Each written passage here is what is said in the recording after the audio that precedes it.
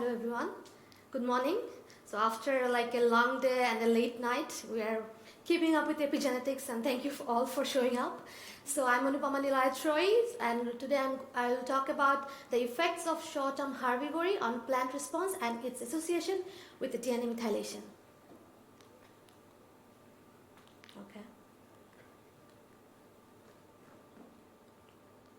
Okay, so as we all know, like plants are exposed to these different biotic and abiotic environmental stress factors, and if this is a plant, of course it has a phenotype and also it has a genotype. And now comes our favorite actor, that is epigenetics, that also has a role how plant actually respond to different environmental stresses. So we already know that environment has an effect on phenotype, and epigenetic variation could also be actually modulate the environment by having an effect on plant stress response and fitness. And today in my talk, like the biotic interaction that I'll be talking about is herbivory, and this is why. So as we all know that epigenetic variation is contributing to this individual fitness, phenotypic adaptation and plasticity. But first, in 2011, Professor Carlos Herrera has shown that epigenetic has a relationship with individual variation for herbivory in natural populations of Viola cazuelense. The following year, Holosky and Agarwal actually proposed that for herbivory there is like epigenetic has a role in transgenerational defense induction. But fast forward to 10 years until now, 2021, when we are writing and reading a lot of reviews, we really find there is a gap that corroborate the fact that epigenetic variation is actually involved in plant and herbivory interaction. So, which is why we have started this project to evaluate the effect of herbivory on plant fitness and its potential epigenetic association using these natural populations of annual biofuel plant Thalassophia arvensa, which you have already heard yesterday from Dario and Adrian. So by epigenetic association, today I will be invariably talking about DNA methylation specifically, and we did an experiment, and there we asked like two very simple questions. First is like, can herbivory affect plant performance and how much DNA methylation contributes to it? And we did also like a backhanded approach to see like how does, if we alter the DNA methylation using these methyltransferase inhibitors, if it can modify plant responses under herbivory stress. So yeah, so we had this like big experiment with 200 plants. So they come from like these natural populations that Dario and many of our ESRs collected. So they differed in phenology and plant architecture. So as we saw from yesterday's presentation that there is like this two-clade. So I have my experiment designed with plants from that two-clade. So like the Swedish one is like a late flowering plant, and the German population is like an early flowering population, and they also have different kind of plant architecture. And like briefly the experimental overview. So we have done like first a siege stage demethylation. So like last speaker actually set the stage for it very well. So we did like an azacitidine treatment, which is a DNA methylase transferase inhibitor, and then we had another like 3 level of herbivory treatment. So we had this insect from Lepidopteran family, specialist for Brassicaceae pieris brassica, and then we also simulated the herbivory using artificial punching, and we also sprayed jasmonic acid, and then we had done like these 2 bouts of herbivory using like 2 larvae, and like it's a mild herbivory treatment, and punching and spraying jasmonic acid in only 2 leaves, and also encage the plants for the herbivory. And we consider like the first induction kind of an within generation priming, and then we did a second induction. So after that, so after like 14 weeks, so we have done like the demethylation in like C stage, and after 14 weeks we actually collected the unwounded leaves that were growing during this herbivory treatment. So basically I have this 3x2 cross-factorial design where I have like as demethylation and herbivory as my fixed factors for this mixed model that I did, and we have like a nested design with mothers and plants and so on. So what did we check? So we actually checked first, very important thing for epigenetic, many people don't do it, so we checked the phenotype. So we had like different growth phenotype, early seedling traits, and we also checked secondary metabolites, and we checked epigenotype. So that is like we had done like a global DNA methylation study with HPLC. So we have estimated the frequency of methylated and non-methylated cytosines. And in addition to that, we had done EpiGBS, which you will hear tomorrow from Martin and also today from Morgan. So this is like a reference-free reduced representation bisulfite sequencing method where you could actually input your reference genome as well. And it also gives you SNPs and most importantly, DNA methylation analysis at single nucleotide level resolution. And yeah, so the phenotype. So I have measured a lot of phenotypes. I'm going to show one or two examples. So first, when we did the hypomethylation, like the demethylation treatment, and we did not had any like germination rate. We did not see any mortality or deformation because of using this azacitidine, because we used really a mild treatment. And then the first leaf emergence, we saw really that azacitidine actually delayed first leaf emergence in both the population. We also saw similar thing for cotyledon as well. So like this is the graph. This is kind of the graph I'm going to show you. So this is like a model for estimated marginal means. So comparison. So these dots are like the estimated marginal means, and this non-overlapping arrows means they are statistically significant. And like these are like the confidence interval, the vertical bars. And yeah, so next I also checked the plant height after like 4 weeks, which is a long time if you think about like Arabidopsis perspective. So we actually found in German population like the azacitidine reduced plant height in German population. We did not see it in Swedish population because, as I said, they are like different architectural difference, so they had like more of a rosette structure, so we could not really see the height difference. And then moving on, so after that, when we introduced our herbivory treatment after like couple of weeks, so we wanted to check the interaction between our azacitidine treatment and herbivory treatment. So this is one of the traits that we measured, say like total number of fruits. So here again, like the demethylation in the x-axis, and these are like my 3 levels of herbivory for these two populations, Swedish and German. So for the insect herbivory, we could see that azacitidine treated plants actually produced more fruits when they were consumed by insects.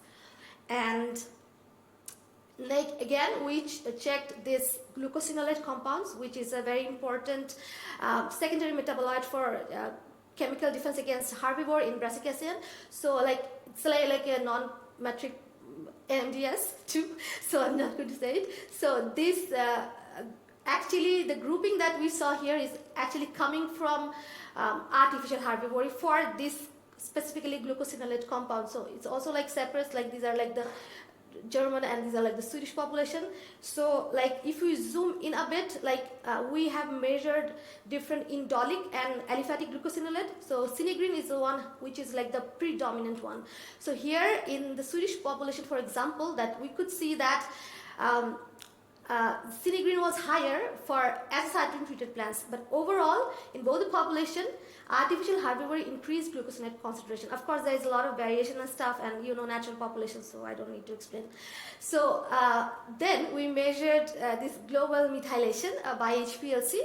So this is Swedish population where we actually saw that herbivory treatment actually reduced the global methylation, and azacitidine treatment had no effect. I just want to remind you that these are the samples that we collected 14 weeks after doing the treatment. So we actually wanted to check, like I have mentioned yesterday briefly, that the retention of demethylation or methylation, how it differed in these two populations. So the natural population actually differed a lot in response to azacitidine and herbivory, because in German population, for example, in global methylation level, there was actually no effect for herbivory. We could see that azacitidine reduced the global methylation in all the 3 levels of our herbivory treatment. And yeah, so then we had tried the EpiGBS, and we wanted to check because it captures only like 1 or 2% of the entire genome, and this we wanted to see if it is completely random or we could capture something. So we could see like the signal of population for like all the context of cytosine. So and then we Okay, so then we actually, what we did, so we had this differentially, we could also call this differentially methylated cytosins for herbivory. So we actually used, so we aligned, first we using like Bismarck of course, and then we do like call the DMCs using methylkit, comparing our herbivory treatment with control. So here the green is hypo, so that means, so these positions were hypomethylated than the control, so less methylation, and hyper is higher methylation than the control. And I had like, this is overdispersion character of, and this like has 10%, so I only had DMCs that has at least 10% differences. So one thing that we saw here, of course, I also have the global methylation rate, which is kind of similar to that I saw for HPLC, but here, for example, if you look to the artificial herbivory treatment, the hypomethylated and hypermethylated DMCs kind of are similar numbers. So if you look at the global methylation rate, sometimes you might think that nothing is happening there because it kind of cancels out. Whereas in the insect herbivory, well, when you look at the DMCs, you would see like there are more higher hypomethylated DMCs in all the three contexts after doing this insect herbivory treatment. So this is like a work in progress, so we are trying to get like an annotated DNA also genome for thalassemia from our project, which is like nearly coming very soon. So but I want to just say like the things that you could do with APGBase, we could also like do this structural annotation, and you could also know where these DMCs are coming from, like from exon, intron, and we can also see it from like in the T's and this kind of thing. You could, it's an example, it's not like for any, it's one context for one population. So but you can actually see the distribution of DMCs in different like genomic features and so on. And I just will sum up what I had for my talk. So in the beginning I have asked these two questions, and one of them is, can artificial and insect herbivory modify DNA methylation and plant performance and defense? And the two treatments that we did actually reduced global methylation only in one population, and that was the Swedish one. And the effect of plant performance were mild. There was some interaction with azacitidine, and artificially herbivory treatment actually impacted most significantly on the secondary compound glucosinolate. And we saw also more hypomethylated DMCs in all the three contexts after insect herbivory. And the second question that I had is like, does altering DNA methylation with azacitidine modify plant response? We saw azacitidine modified plant response. There was interaction, at least for food production after insect consumption. And another very important thing is the treatment output varied with plant provenance. So here I just want to point out one thing, that yes, we all want a good annotated reference genome and working with lines, but including actually different natural population provenances and different treatments for like similar kind of stress actually help us to avoid oversimplification. Sometimes we do stuff, but we do not have this much variation, and I know that like with this kind of, it's like really messy and a lot of variability is there. That's true, but I think it's worth to try it and see what happens in the natural condition. And I would conclude, like we all know our favorite genotype by environment effect, and we have the new player epigenotype. So this is like another layer which we also could study, like using this kind of stress experiments in the lab and epimutation and in the common environment, and from having no information to markers to DMCs, we are going there slowly but surely. So it's kind of a start of our this project. So I would also like to thanks my supervisor Conchita Alonso and Monica Medrano, also Teresa, and all the members of our lab, Alonso and other lab, and of course the APGBS team, Flor, Martin, Morgan Kuhn, and Slavica. So yeah, I would really appreciate if you have any feedback or question. Thank you.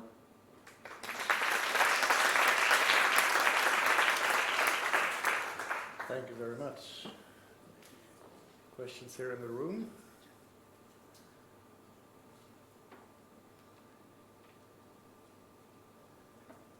Questions in the chat?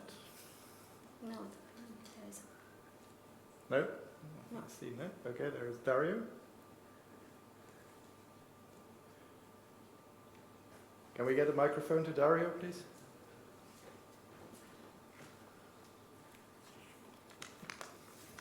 Thanks. So I'm sure you said it, but I must have lost it. I just wanted to ask you about the glucosinolates. So because you said you have a specific herbivore, and I wanted to know if you can show again whether they go up or down or what happens with the glucosinolates. I just lost it. I'm sorry. Okay, so we did like okay, I can go back. So we did 2 herbivory treatment. One was like natural real herbivore, like insect one.